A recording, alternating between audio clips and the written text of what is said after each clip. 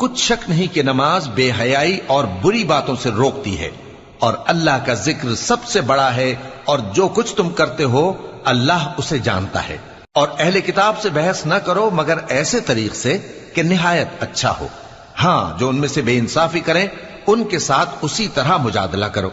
اور کہہ دو کہ جو کتاب ہم پر اتری اور جو کتابیں تم پر اتری ہم سب پر ایمان رکھتے ہیں، اور ہمارا اور تمہارا معبود ایک ہی ہے، اور ہم اسی کے فرما بردار ہیں۔ اور اسی طرح ہم نے تمہاری طرف کتاب اتاری ہے تو جن لوگوں کو ہم نے کتابیں دی تھیں وہ اس پر ایمان لے آتے ہیں، اور بعض ان مشرک لوگوں میں سے بھی اس پر ایمان لے آتے ہیں،